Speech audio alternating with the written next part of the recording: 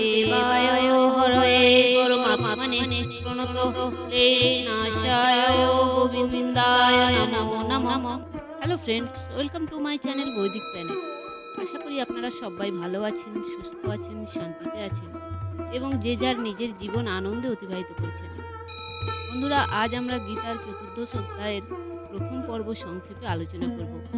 আপনারা যারা আগের ভিডিওগুলি দেখেননি তাদের পেজে সার্চ করে ভিডিওগুলি দেখে নেওয়ার অনুরোধ করছি। তো আসুন আলোচনায় প্রবেশ করি।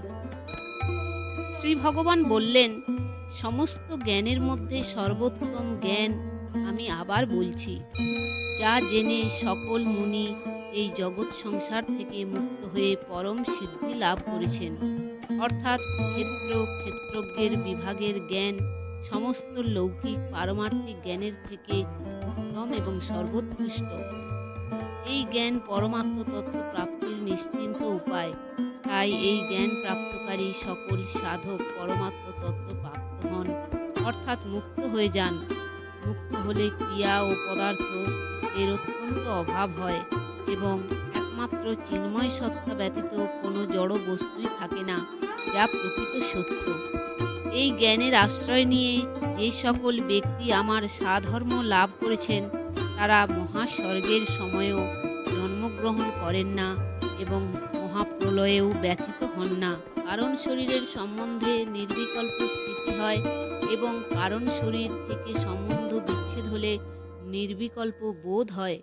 নির্বিকল্প স্থিতি সবিকল্পে পরিবর্তিত হলেও নির্বিকল্প বোধ কখনো সবিকল্পে পরিবর্তিত হয় না।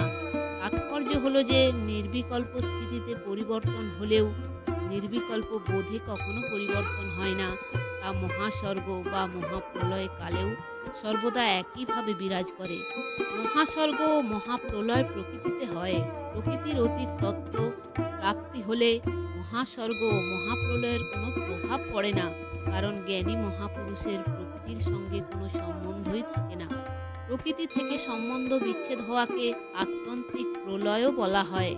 তাৎপর্য হলো যে প্রকৃতির কার্য শরীরকে অবলম্বন করলে মানুষ পরাধীন হয়ে যায়, জন্ম মৃত্যু চক্রে আবদ্ধ হয়, কিন্তু শরীরের সঙ্গে সম্বন্ধ বিচ্ছেদ হলে সে স্বাধীন হয়ে যায়, নিরপেক্ষ জীবন লাভ করে, জন্ম মৃত্যু বন্ধন থেকে চিরকালের জন্য মুক্তি লাভ করে। সে পরমাত্মার সাধর্ম প্রাপ্ত হয়। অর্থাৎ পরমাত্মা যেমন সৎ চিৎ আনন্দ স্বরূপ, জ্ঞানী মহাপুরুষও তেমনি সৎ চিৎ আনন্দ রূপ হয়ে ওঠেন, বাস্তবে যা তিনি পূর্ব হতেই রয়েছেন। হে ভরতবংশীয় অর্জুন, আমার মূল প্রকৃতি হল উৎপত্তি স্থান এবং আমি তাতে জীবরূপ গর্ভ স্থাপনা করি, ফলে সমস্ত প্রাণীর উৎপত্তি হয়। অর্থাৎ জীব যতক্ষণ মুক্ত না হয় ততক্ষণ তার প্রকৃতির অংশ কারণ শরীরের সঙ্গে সম্পর্ক বজায় থাকে এবং মহাপ্রলয়ে সে কারণ শরীর সহ প্রকৃতিতে লীন হয়ে যায়।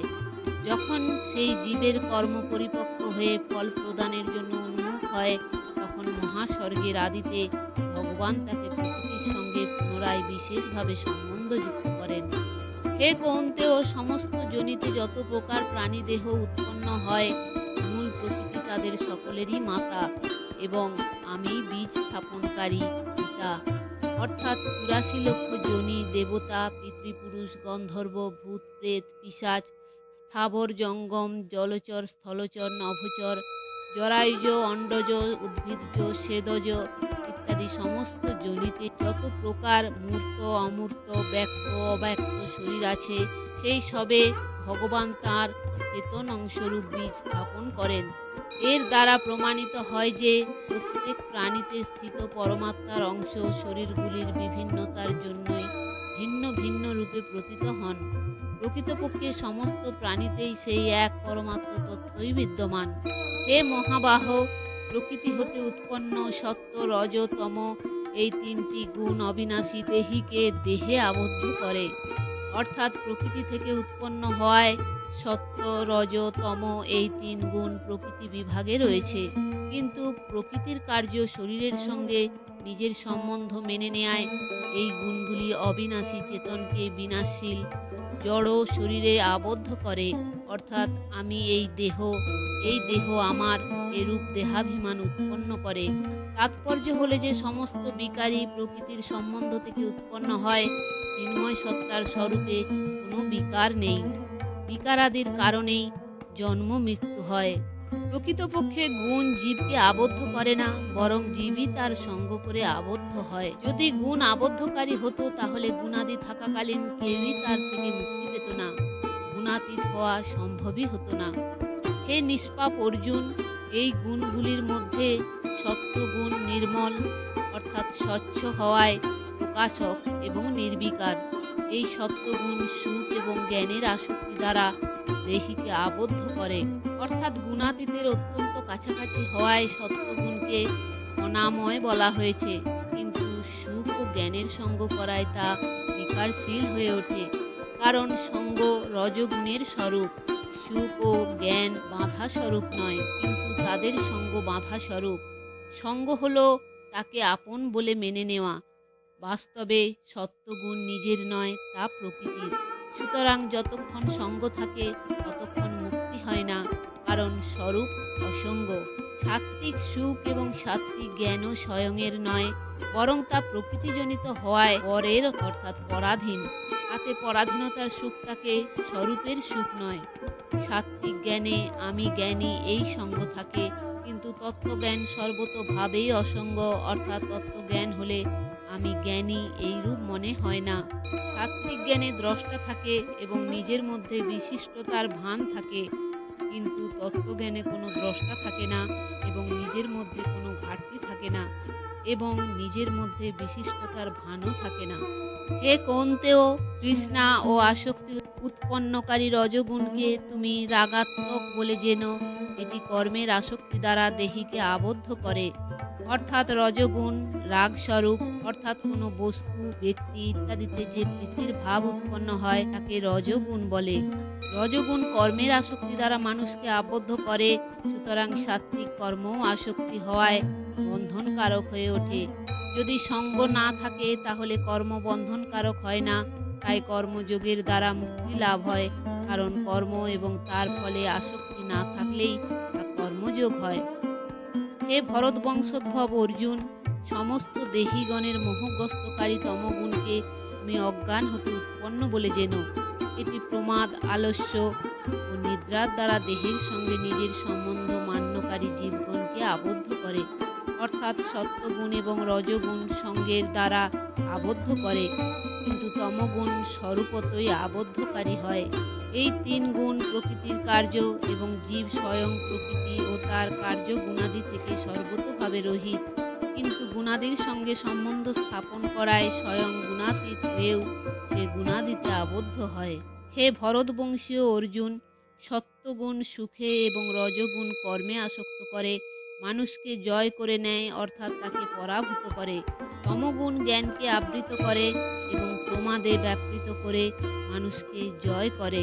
হে ভরত, রজগুণ এবং তমগুণকে দমিত করে সত্ত্বগুণ, সত্ত্বগুণ এবং তমগুণকে দমিত করে রজগুণ, এবং তেমনি সত্ত্বগুণ এবং রজগুণকে দমিত করে তমগুণ বৃদ্ধিপ্রাপ্ত হয়। অর্থাৎ দুটি গুণকে দমন করে একটি গুণ বৃদ্ধিপ্রাপ্ত হয়। বৃদ্ধিপ্রাপ্ত গুণ মানুষের ওপর শাসন করে এবং তাতে মানুষকে আবদ্ধ করে। যে গুণ বৃদ্ধি লাভ করে তার প্রাধান্য হয় এবং অন্য গুণদ্বয় গৌণ হয়ে যায়।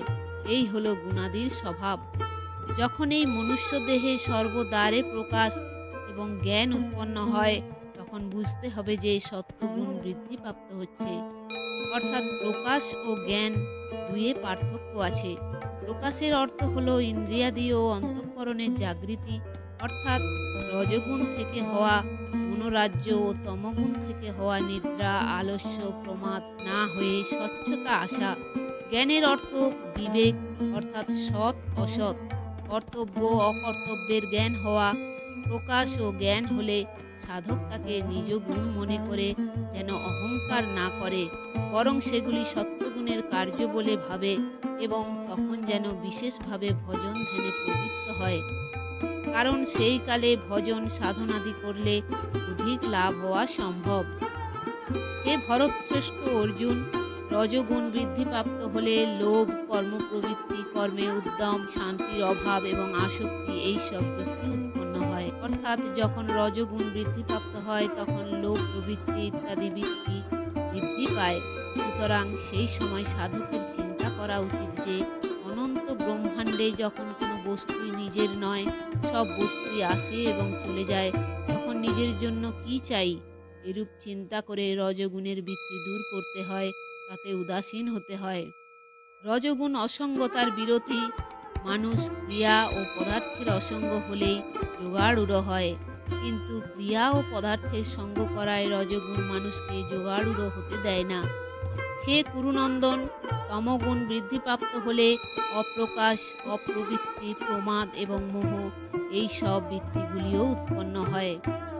অর্থাৎ ভগবান পূর্বোক্ত কথাগুলি থেকে সত্ত্বগুণ, রজগুণ এবং তমগুণ বৃদ্ধির লক্ষণগুলি বর্ণনা করে সাধককে সাবধান করেছেন যে গুণাদির সঙ্গে নিজের সম্বন্ধ মেনে নিলেই গুণাদির বৃত্তিসমূহ নিজের বলে প্রতীত হয়। বাস্তবে সাধকের সেই বৃত্তিগুলির সঙ্গে কোনো রূপ সম্পর্ক নেই। গুণ ও গুণাদির বৃত্তিগুলি প্রকৃতির কার্য হওয়ায় পরিবর্তনশীল এবং স্বয়ং পরমাত্মার অংশ হওয়ায় অপরিবর্তনশীল। পরিবর্তনশীলের সঙ্গে অপরিবর্তনশীলের সম্বন্ধ হওয়া কি করে সম্ভব? সত্ত্বগুণ বৃদ্ধিপ্রাপ্ত অবস্থায় যদি মানুষের মৃত্যু হয়, তাহলে তিনি উত্তম কর্মকারীগণের নির্মল লোক প্রাপ্ত হন। অর্থাৎ গুণাদি থেকে উৎপন্ন বৃত্তি সকল কর্মের থেকে দুর্বল নয়, সাত্ত্বিক বৃত্তিও পুণ্য কর্মের সমানই শ্রেষ্ঠ। তাৎপর্য হলো যে শাস্ত্রবিহিত পুণ্য কর্মেও ভাবেরই মহত্ব থাকে, পুণ্য কর্মের নয়। পদার্থ, ক্রিয়া, ভাব ও উদ্দেশ্য এই চারটি উত্তরোত্তর শ্রেষ্ঠ। যদি বিবেকবান ব্যক্তি সত্ত্বগুণকে নিজের মনে করে তাতে রমণ না করে এবং ভগবানের শরণাগত হয়, তাহলে সে সত্ত্বগুণ থেকেও অসঙ্গ হয়ে ভগবানের পরম ধাম লাভ করে। অন্যথায় সত্ত্বগুণের সম্বন্ধ থাকলে সে ব্রহ্মলোক পর্যন্ত উচ্চ লোকেই শুধু পৌঁছায়। রজগুণ বৃদ্ধিকালে মৃত্যুপ্রাপ্ত ব্যক্তি কর্মে আসক্ত মনুষ্যযোনিতে জন্মগ্রহণ করে এবং তমগুণ বৃদ্ধিকালে মৃত্যুবরণকারী ব্যক্তি মূঢ়যোনিতে জন্মগ্রহণ করে। যে ব্যক্তি সারা জীবন ভালো কাজ করে, যার ভাবনা চিন্তা ভালো, সে যদি রজগুণ বৃদ্ধিকালে মারা যায়, তাহলে মনুষ্য জন্ম লাভ করলেও তার আচরণ ভাব ভালো থাকে। তেমনি সুকর্মকারী ব্যক্তি যদি তমগুণ বৃদ্ধি অবস্থায় মারা যায়, তবে পশু পক্ষী ইত্যাদি মূঢ়জনিতে জন্ম নিলেও তার আচার আচরণ ভালোই হয়। রজগুণের রাগ অংশই জন্ম মৃত্যু প্রদানকারক হয়, ক্রিয়া অংশ নয়। পদার্থ, ক্রিয়া অথবা ব্যক্তি কোনো কিছুতে রাগ জন্মালে সে মনুষ্যরূপে জন্ম নেয়। মনুষ্য স্বাভাবিকভাবে কর্মসঙ্গী, কারণ নতুন কর্ম করার অধিকার মানুষেরই থাকে। বন্ধুরা, সমগ্র ভিডিওটি দেখার জন্য ধন্যবাদ। যদি ভিডিওটি ভালো লেগে থাকে তাহলে লাইক, কমেন্ট এবং শেয়ার করে আপনার প্রিয় মানুষদেরও দেখার সুযোগ করে দেবেন।